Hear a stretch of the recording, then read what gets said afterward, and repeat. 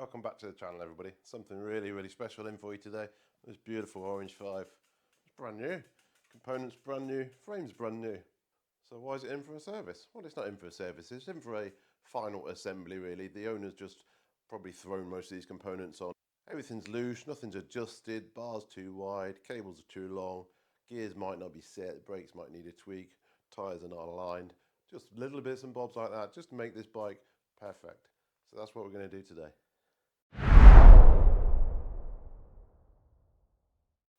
See what we got. Grips, they're not done up yet.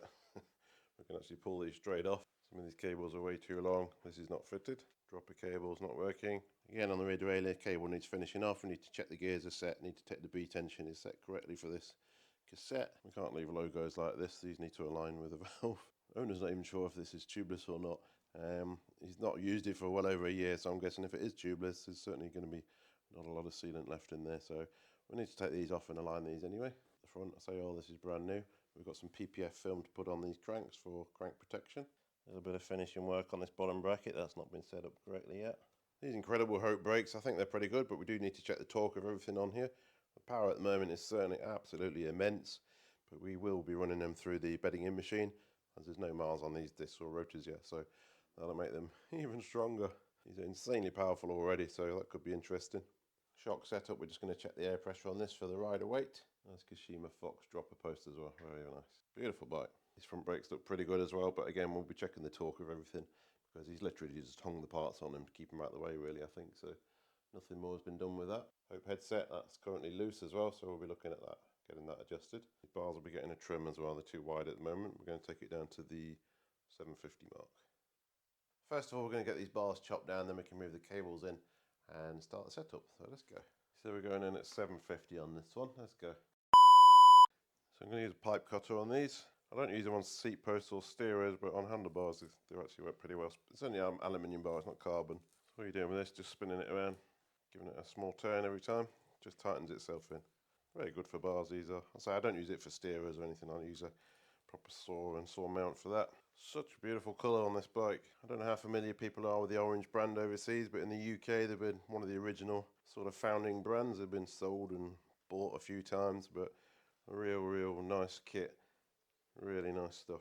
Take your time on this, there's no rush, we've got all day. You can use a hacksaw on this, no problem as well, but it just gives you a much straighter cut. There you go. You can use this little tool that deburrs the inside and the outside of the bar. You literally just run it around. Takes any sharp edges off, and then the same on the outside. Use this on a steerer if you're cutting an aluminium steerer, not on a carbon steerer. And that gives you a lovely finish. Good. That will just go in there, so you can see how much we're going to move everything in, which will effectively make these cables longer. So that's what we've got to move everything first for.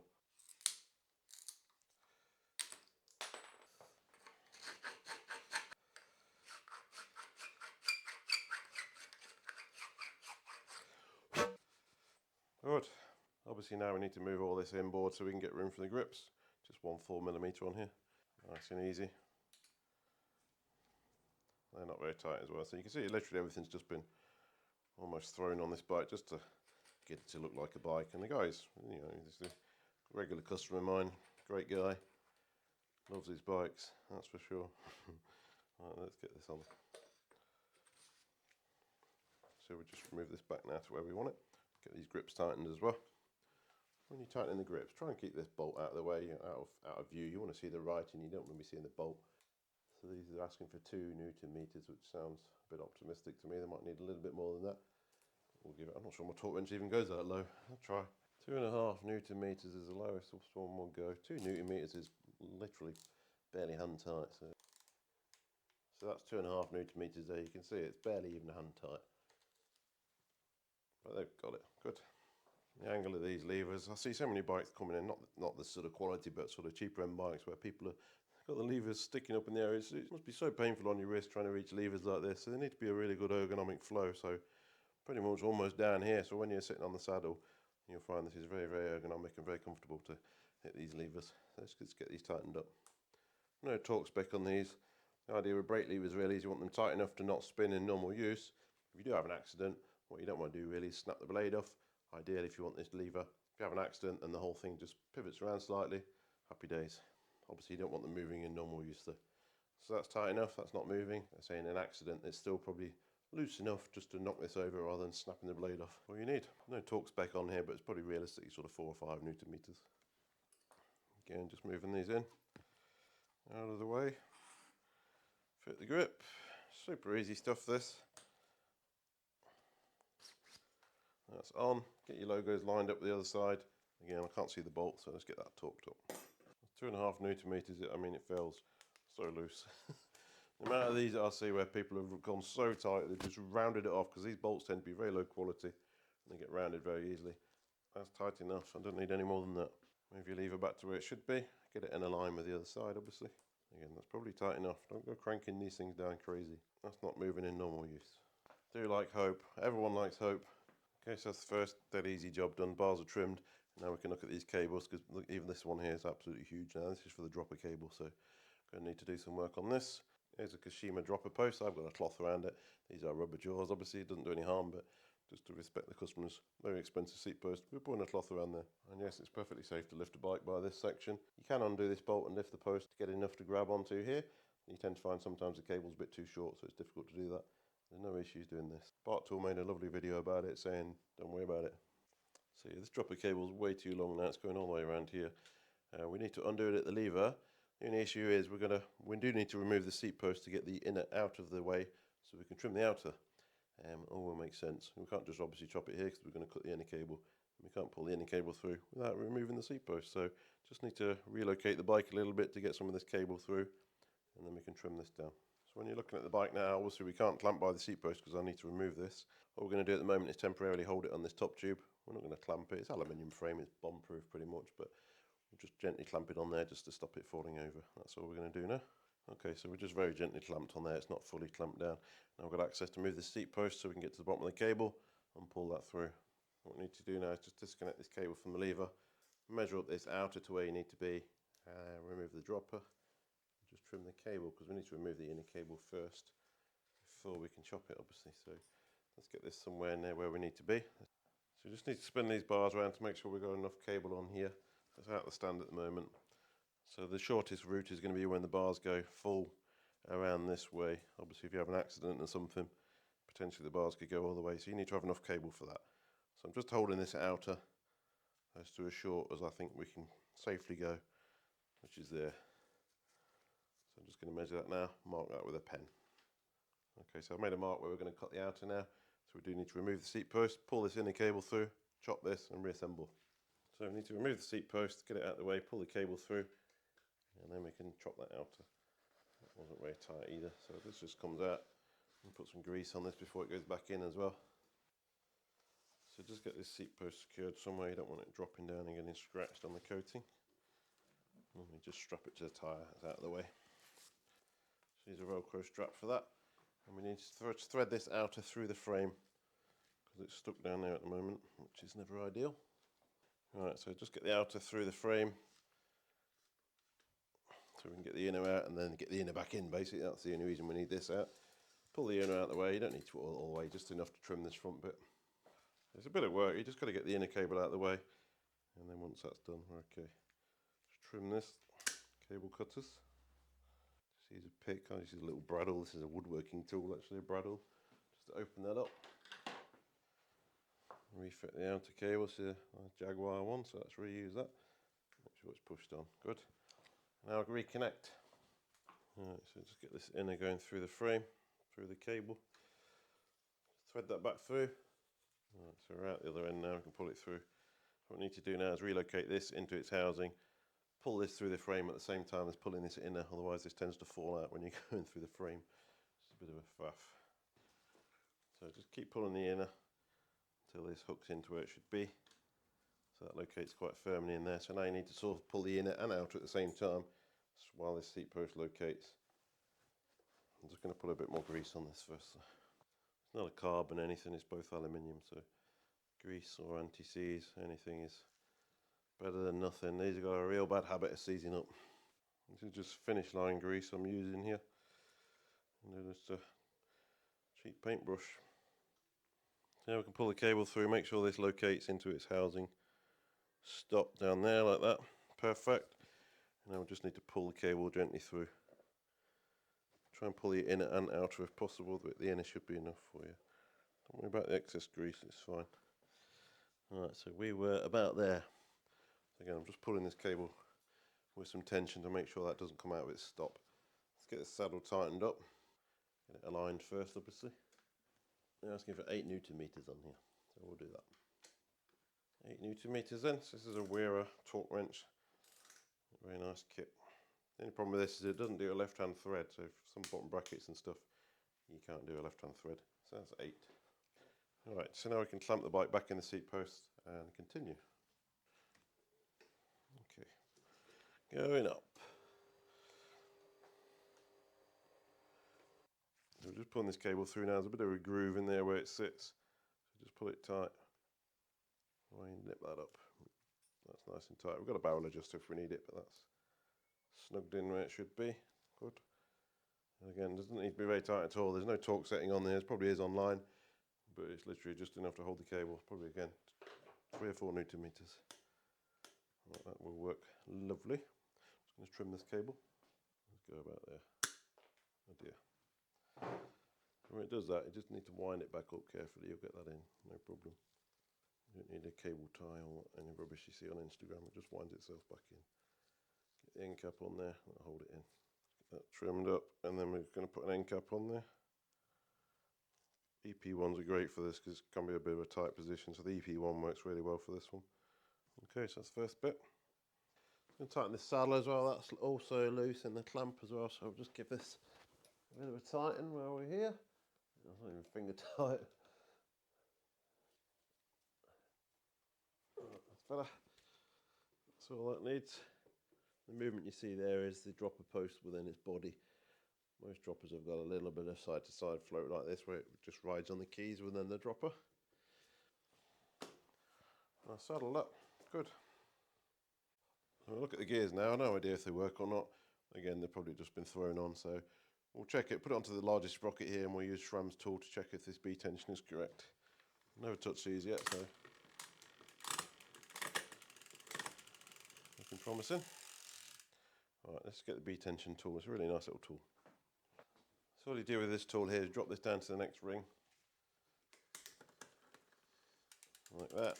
It's shifting lovely actually, so I'm confident this is going to be good. It's shifting lovely already. And you just hook this onto the sprocket, some little teeth marks here, and then you're looking for this arrow here to line up with the middle of that bolt. So it lines up with the middle of that bolt perfectly, so that's set correctly. Very easy on SRAM. Do like that bit. Alright, let's just go through them, see if they work. I think they're going to work pretty nicely by the looks of it.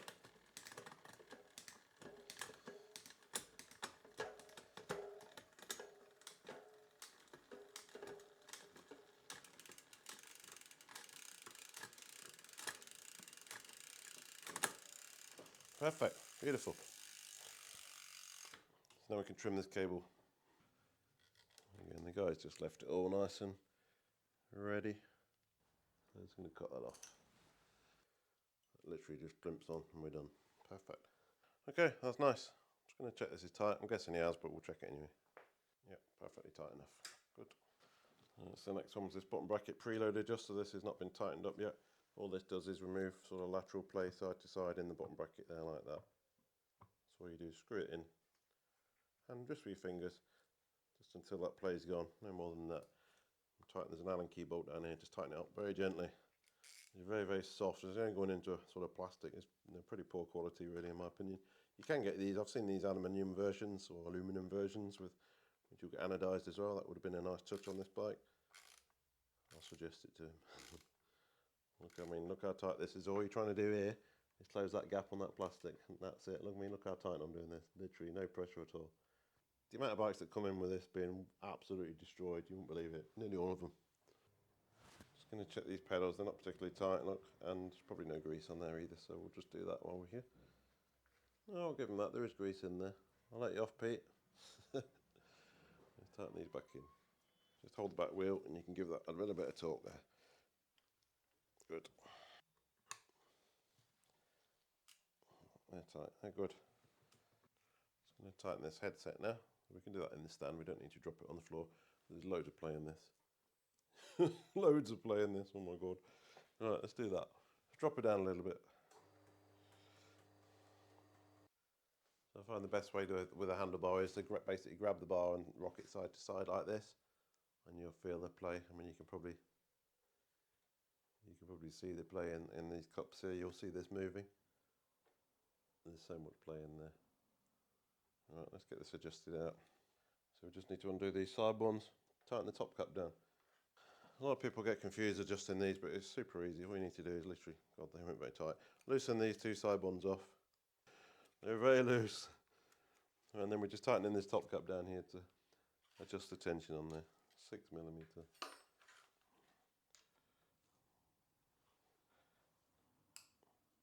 Right, that feels pretty tight to me. I don't think we've got enough adjustment in there to take that play out. I think we're going to have to add a spacer to the top there.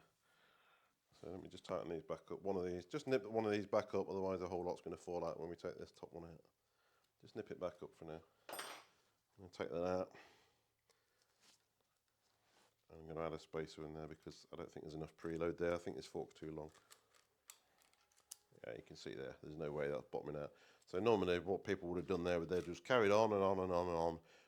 Firstly, they destroyed this bolt, and secondly, they would have achieved absolutely nothing because you're never taking the tension out in there. All you're doing is bottoming this out there on the top of this fork, so we need a spacer in there. Right, we're going to put that there. There's no harm at all putting that underneath it. On top of it, it does exactly the same job. But to give the customer some flexibility, we'll leave it there. We're also going to put a drop of grease on this bolt. Doesn't need it, just to stop any corrosion. Right, now it'll work. Now we can just tighten these back up. Alright, I'm going to laser this one. Alright, I've got my laser. I'm just going to line this up with the tyre. That's all we need to do basically. That's going to be pretty much bang on there. We don't like a gadget, come on. That's good. Alright, let's get these torqued up.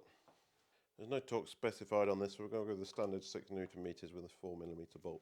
The ones with the 5 and 6mm bolts tend to go a bit higher. This is pretty much 100% of bikes take 6Nm here. So let's get the laser off.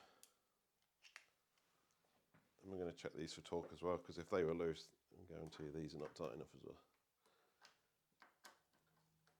Oh, that one's tight. Good, done. Right. Let's slip this hose back in there that came out when we did the dropper. Even got orange cable guides on it. This bike is mint.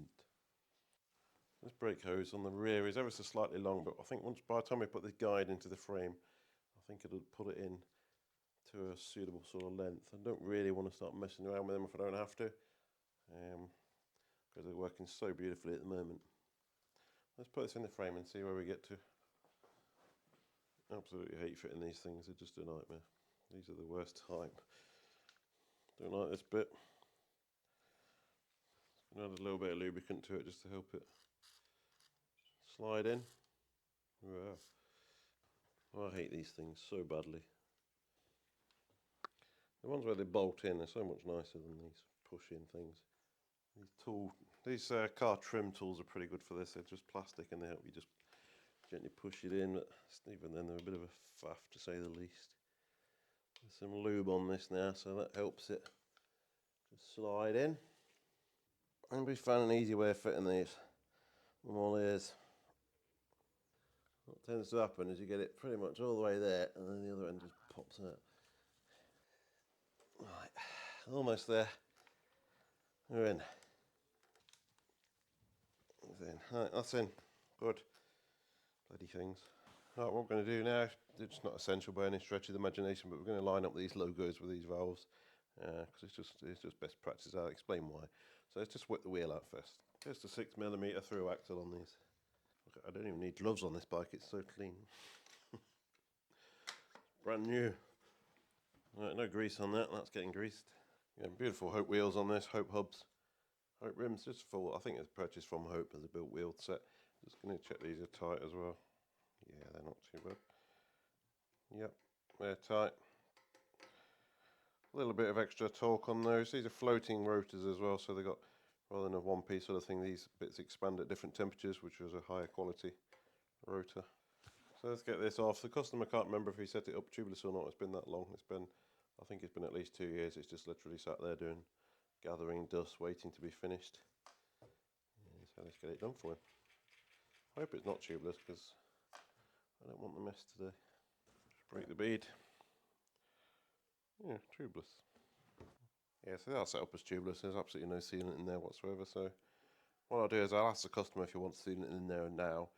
I suspect it's not going to get used a great deal anyway, so potentially we'll leave it until he wants to actually start using it before we put sealant in, but I'll check with the customer first. So what I want to do is just spin this tyre around and so this lines up with the valve really, that's all. Just, there you go. Let me know guys, do you normally line it up with the name of the tyre or the name of the manufacturer? Doesn't make any difference, but what's your preference? Right, that's a lot better than it was. Let's go with that. Didn't really need to take all this off, did we? Never mind. Get these on. What valves are these? GL8. I suspect these are sort of AliExpress job. I'm going to do a review soon of AliExpress tubeless valves and tubeless rim tapes. I think that could be quite interesting. I get through quite a lot of tape here, so I'm looking for potentially a cheaper alternative, so that could be an interesting test. Alright, let's get some air back in this.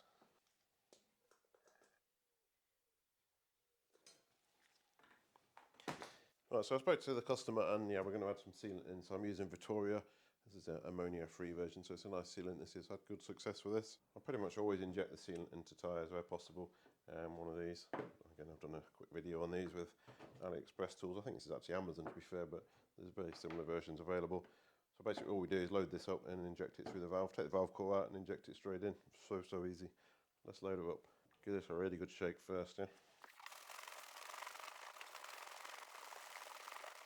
So I'm going to go for about 100 in a mountain bike tyre. More than the 0 that's in there at the moment. So far, touch wood, I've had really good success with this. Seals pretty much first time, so it seems to be pretty good.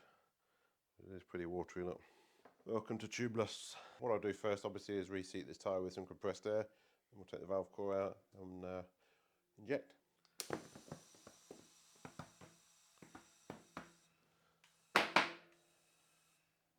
All good. When you bead it, you're looking for this line here to be equal all the way around the whole wheel, obviously on both sides, and you know it's beaded properly. Let the air out, but be careful not to squeeze the tyre itself, otherwise you potentially dislodge the bead again. And when you get pretty much most of it out, just use the valve core remover. Take that out.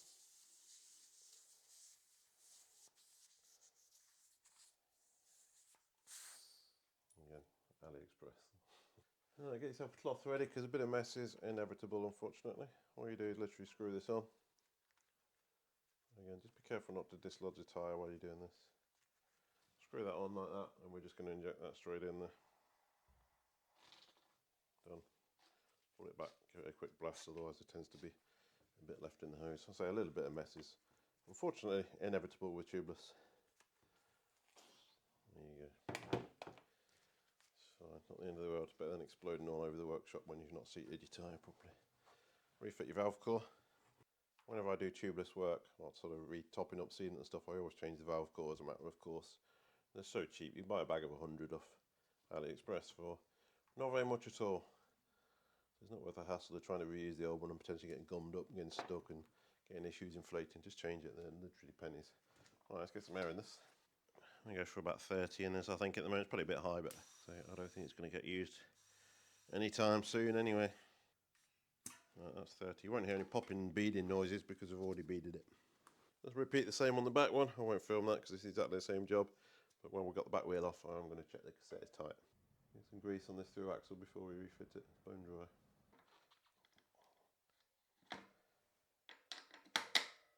These brakes are mad. Right, let's get these torqued up. Such nice wheels these are. Beautiful wheels.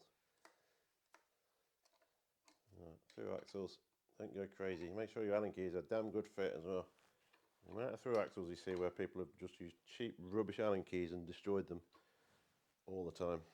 We are. Right, just going to drop this back wheel out now. Drop it down to your smallest sprocket. Use your little lever on here, which I do like this back SRAM where you can just do this. It makes it so much easier to take the wheel out. It's still not converting me to SRAM though, unfortunately. That won't very tight either. that. There's the wheel. So I'm just going to check this cassette is tight as well. I just had Google ring me. Google AI. Incredible, it sounded exactly like a real person. I wanted to know about opening hours on the website and stuff. It wasn't very tight either. Come on, Pete. So I told him, you need to give us an option to set appointment only as an option. And they don't do it. Right, that's tight now. Just change tool. The other one wasn't fitting very well. 40 newton meters on these, but to be fair, done enough of these to know how tight these want to be. That's damn tight. Yes, I'm just going to spin this one around to line that up, add some sealant, same as the other one. Beautiful. Alright, sealant's done, tyres moved, grease on the through axle. Let's get this fitted back in. That's back in. Perfect. Good. What we're going to do next is crank protection by cycli stick. I'm just going to take these pedals off first to make it a bit easier, because I think this film's potentially going to just interfere with that edge, so let's take them off. I think it's the only cleaning this bike's getting is just cleaning these cranks first before we put this film on. It's a bit of isopropyl pedal washer there, bit of isopropyl alcohol, some soapy water on this, that's all it needs. PPF film with a scraper. Let's peel off. Make sure your hands are clean. A little bit on the film as well. And then just get it in place. I'm not sure how well these are going to fit. There's a big old crevice here it's got to go into. You can position it around while it's still wet, so gently I'll use a heat gun to get it to conform to these. I don't see how that's going to conform to that big dent there. But hey, we can try. Just gently warm this up.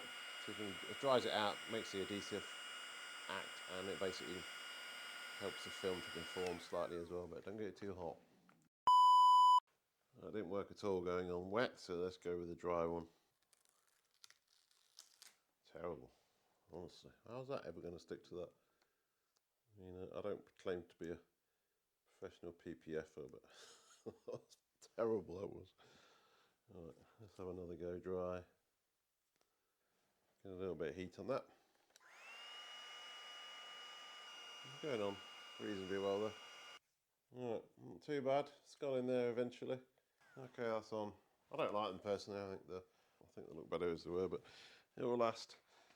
Right, so I'll dry that other one out and stick that on dry, because it clearly worked a lot better dry than it did wet. Yeah, that's on, not too bad now. Okay. Nice pedals, hope as well.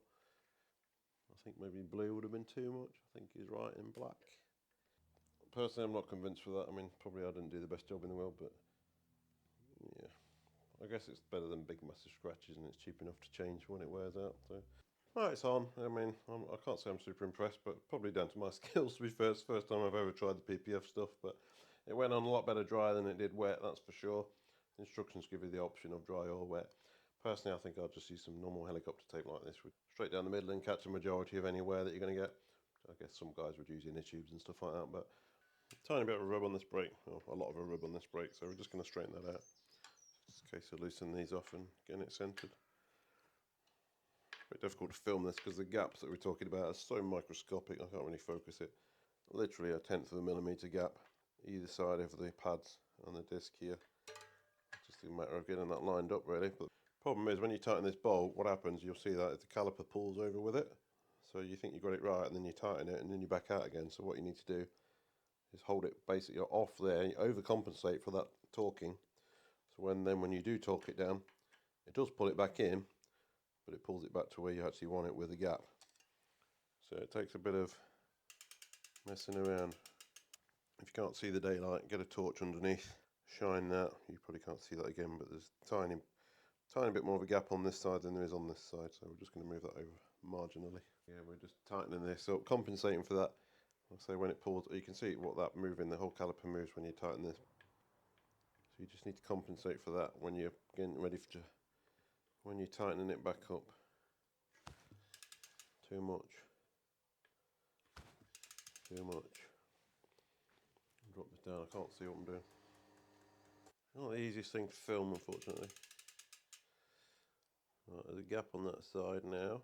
Just see it, a tiny, tiny gap. Tighten that back up, compensating for that gap. About there. Pretty good there.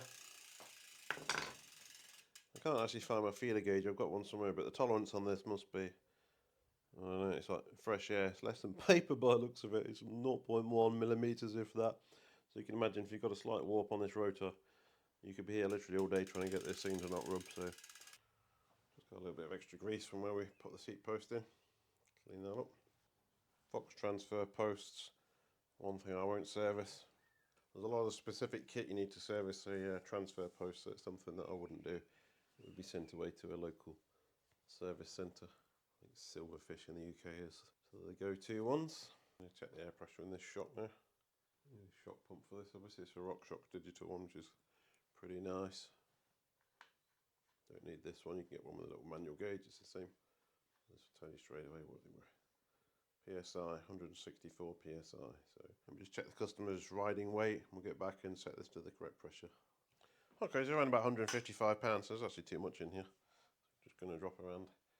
You need to get your rider weight, so that's all your boots, your helmet, all your clothing, etc. So you need to set to rider weight.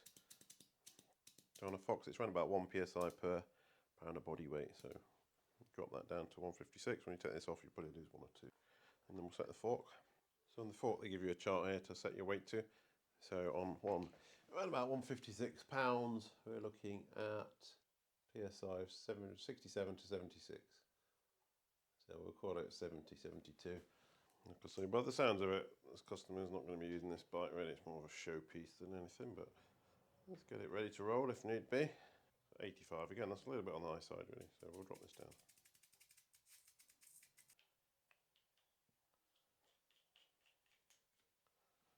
Good.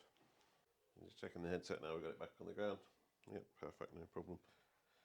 Looks real nice. Right, so I'm looking at these hoses and I'm tempted to leave them as they are. They do look a bit long, but I think it's more the case of the routing of the frame is making it look like this, really, to be fair. Because if you're turning these bars around, this one here, I wouldn't want to go much shorter on that one.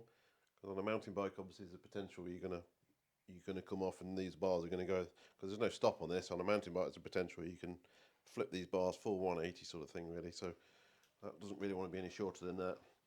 And then on the rear as well, this is the dropper, sorry, this is the brake, so it's a little bit on the long side, and this is the dropper we've already trimmed, so we can't go any shorter than that.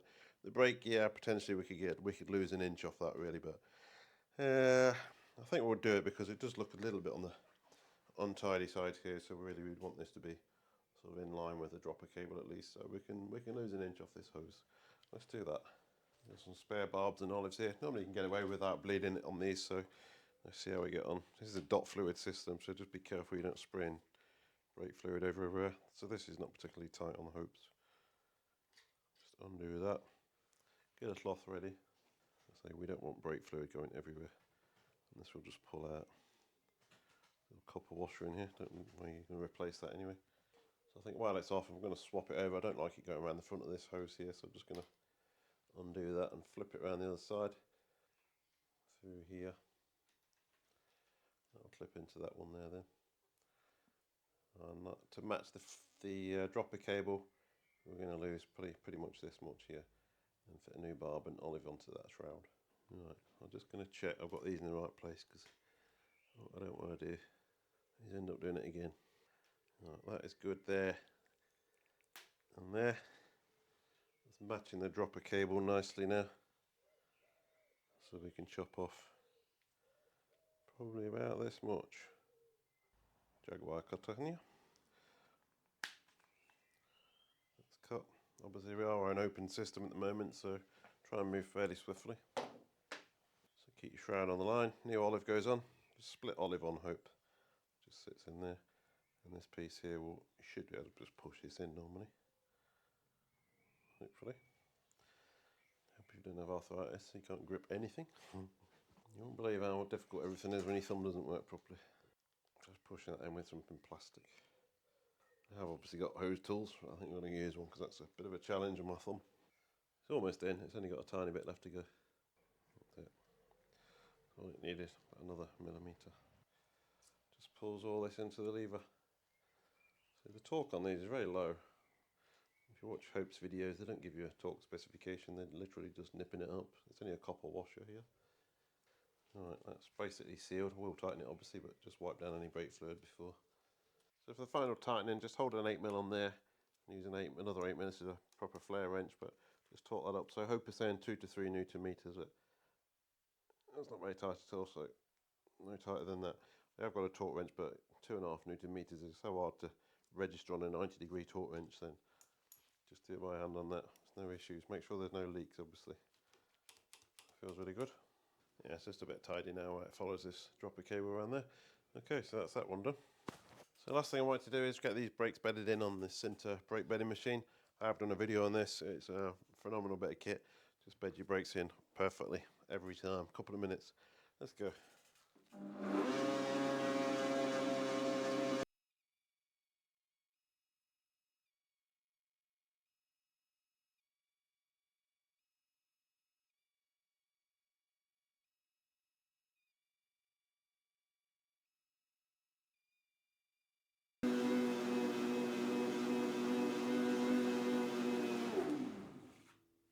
Job done. Let's do the back one. I'll show you what's happening on this display here on the back one.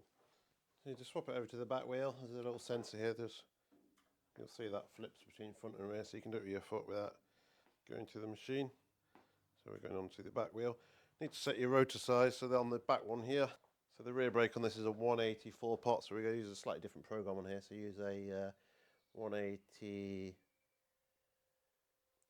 regular 4-piston, so it's not Ice-Tech rotors, it's a regular rotor. So you want program A for this one. So let's run this through and you'll see that what it basically doing is, tells you the load you're putting on the brake lever. You need to put a bit of weight on the bike, obviously, to keep it on the rollers. And then it gives you a time here, so it will basically say pull or release. Pull means obviously put the lever on, release means obviously let go of the lever, and you'll watch this timer go down here. So when it's on release, it's basically just cooling the rotor. So it goes through a cycle of heating and cooling. So let's put the back one on now and you'll see.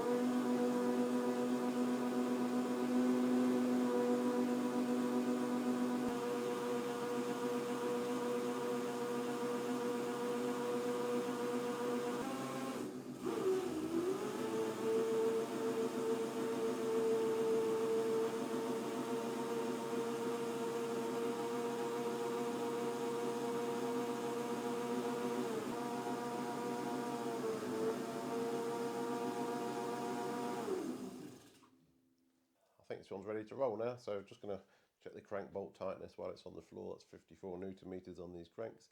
Apart from that, we're good to go. So yeah, just a few finishing touches really on this one. It was built reasonably well. Just a few tweaks here and there just to make it 100%.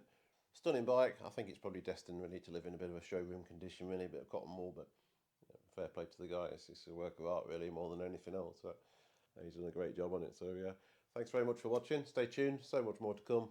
Loads of AliExpress sort of reviews and comparisons. Obviously service videos, repair videos, loads and loads of stuff. So thanks very much for watching.